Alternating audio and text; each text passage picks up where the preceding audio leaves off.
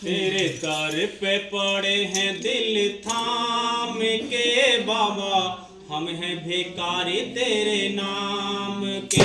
तेरे दर पे पड़े हैं दिल थाम के बाबा, हम हैं भिखारी तेरे नाम के।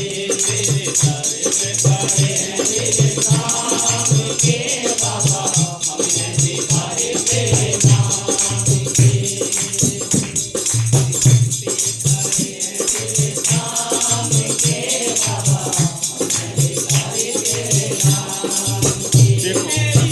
ये संसार सारा ही भिखारी है, चाहे गरीब हो चाहे बहुत बड़ा उद्योगपति हो, सभी ही मतलब गरीब हैं और सभी ही भिखारी हैं। संतों ने लिखा है कि जैसे कोई मंदिर के पास जाता है तो मंदिर के पास गरीब लोग बैठे होते हैं बाहर, वो उन अमीरों से भीख मांगते हैं। देखे होंगे आपने, यहाँ तीर्थ स्थान पे जाते हो, तीर्थ स्थान पर जब जाते हो तो वहाँ देखा होगा लाइन में बैठे होते हैं, बेचारे अपंग होते हैं, तो वो लाइन में बैठे होते हैं दोनों साइड, वो उन लोगों से भीख मांगते हैं जो पैसे वाले होते हैं, अमीर होते हैं, जो मंदिर में अंदर जाने को सोच रहे हैं, उनसे वो भीख मांगते हैं, तो वो भी भिखारी हैं। लेकिन जो अंदर जा रहा है मंदिर में, उस मूर्ति के आगे जाकर मत्था टेक रहा है, वो भी तो कुछ मांगने जा रहा है, वो भी भिखारी है। अंदर जा रहा है वो भी भिखारी है, बाहर बैठे वो भी भिखारी है, दुनिया ही भिखारी है। दाता तो एक मालिक है जो सबको दात देता है, बाकी सारे ही भिखारी है। इसलिए मालिक के आगे बेनती करते रहो, कहे मालिक तो हमारे गुनाह को बख्श दे, हमें अपनी दात बख्श दे। बस कोई यहाँ दाता नहीं है, दाता तो मालिक एक है, सारे ही भिखारी हैं। हाँ जी। तेरे दर पे पड़े हैं दिल थाम के बाबा, हम हैं भिखारी तेरे नाम के। तेरे दर पे पड़े हैं दिल थाम के बाबा, हम हैं भिखारी तेरे नाम के। मेरी अखियों के नूर मेरे दिल के सरूर, मेरी अखियों के नूर मेरे दिल के सरूर, चाहे रहो दूर दूर तुम्हें पाना है जरूर। तेरे दर पे खड़े हैं दिल थाम के बाबा, हम हैं भिखारी तेरे नाम के। बाबा वकील साहब जी कहते हैं कि तुम प्रण कर लो, मालिक से मिलना चाहते हो तो प्रण कर लो कि या तो मालिक मिल जाएगा या जान निकल जाएगी। ये प्रण करके बैठ जाओ तो जान क्यों निकलेगी, मालिक ही मिल जाएगा। ये फैसला तो करो, अगर तुझे पाना है हमने, ये फैसला करो। फैसले में हमारी कमजोरी है, फैसला जो है हमारा दृढ़ संकल्प है वो कमजोर है। अगर वो ताकतवर होता तो जैसे मैंने कल ने पैर अड़ा दिया और ऐसे तुम पैर अड़ा दो, देखने नहीं मिले, मिल जाएगा, ये मिल जाएगा, ये याद रखो, कोई दूर नहीं है वो, लेकिन पैर अड़ाने की आवश्यकता है। बाबा जी कहते हैं कि तुम दृढ़ संकल्प कर लो। हाँ जी। तेरे दर पे पड़े हैं दिल थाम के बाबा, हम हैं भिखारी तेरे नाम के। मेरी अखियों के नूर मेरे दिल के सरूर, मेरी अखियों के नूर मेरे दिल के सरूर, चाहे रहो दूर दूर तुम्हें पाना है जरूर। तेरे दर पे पड़े हैं दिल थाम के बाबा, हम हैं भिखारी तेरे नाम के। तेरे दर पे पड़े हैं दिल थाम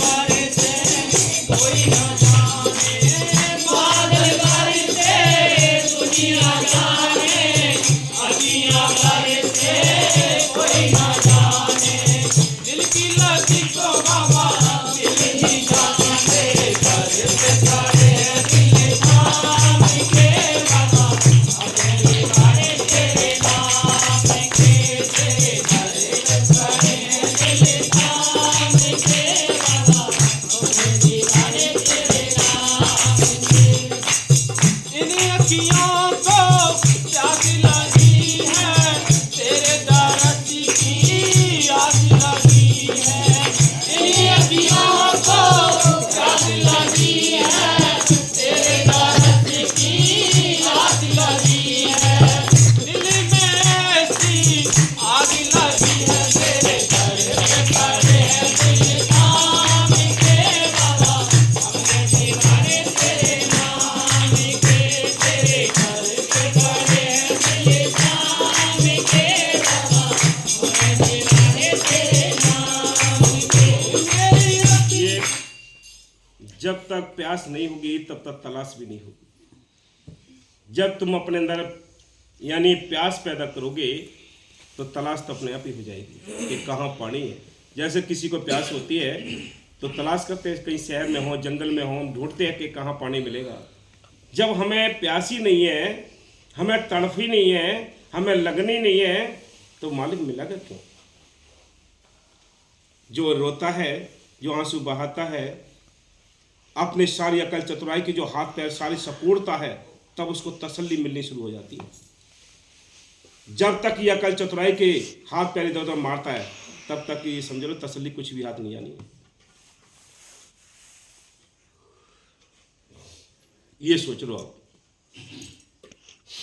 कितने दिन से क्लास लग रही है। देखो सोनू महाराज जी बैठे हैं, हैं दिखा दो उनको, चेहरा दिखा दो अपने। मास्क ला रहा हो? हाँ सर, मैं आज पहली बार आया बेचारा। पर रोज कहता हूँ सर, रोज हैं? रोज कहता हूँ सोन चला रहे, हाँ चलेंगे आप हाँ, धोखा दे रहे हैं अपने आप को। वही रोज कहता हूँ अंदर। कि किसको धोखा दे रहा है? अपने आप को इंसान धोखा दे रहा है। हम किसी को याद रखो, हम किसी को ये जोर जबरदस्ती से आपको समझा रहे हैं, आपको प्रेशर से समझा रहे हैं, तो हम अपनी भला नहीं कर रहे, आपका भला है। ये आपकी भलाई है, आप समझो तो ठीक है, ना समझो तुम्हारी मर्जी है। भाई हमारा प्रेशर दे के समझाना इसलिए है कि कुछ तसल्ली लो, कुछ हासिल करो। जब तुम्हें प्रेम होगा तो ये सारी बातें अच्छी लगेंगी, फिर अपने आप ही मांगोगे कि हमें सेवा दो, हमें सिमरन कराओ, हमें सत्संग में ले चलो। बोलो, ये माला बिखर जाती है तो ये बस समेटनी मुश्किल हो जाती है। ऐसे ही मन जब बिखर जाता है तो इसके रोंगटे खड़े नहीं होते, इसको प्यास नहीं लगती है। याद रखो, मालिक की मेहर से इतनी तवज्जो के साथ इसका आपको समझाया जाता है, जोर के साथ, केवल आपकी भलाई के लिए। सेवा कराते हैं आपकी भलाई के लिए, सिमरन कराते हैं आपकी भलाई के लिए। संतों को कोई क्या गर्ज होती है, उन्होंने नाम दे दिया, जपो ना जपो, लेकिन फिर भी वो हमारे पीछे पड़े होते हैं कि जपो, सेवा करो, ताकि तुम अंदर कुछ देखो, अपना आत्म कल्याण करो। नहीं तो ये टाइम यूं ही गुजर रहा है, यूं ही गुजर जाएगा। संतों के पास जाकर लोग ये समझते हैं ये इंसान है, वो इंसान नहीं है, कुल मालिक बैठा होता है। रानी इंदुमती ने कबीर साहब से कहा कि जी मुझे इतना टाइम हो गया, मुझे कोई तसल्ली नहीं मिली, मैं कुछ अंदर देखना चाहती हूँ। तो कबीर साहब ने एक टाइम उनको तवज्जो दी। जब तवज्जो दी तो अंदर जब वो गई तो अंदर जाकर देखा तो कबीर साहब ऊंचे सिंहासन पर बैठे हुए थे। सारी आराम से सारा कुछ नूर नज़ारे सब कुछ देखे। जब कबीर साहब ने उनको उतारा नीचे तो एकदम पैरों में पड़ गई कि आपने पहले बताया क्यों नहीं था कि आप वहाँ हैं और आप यहाँ हैं।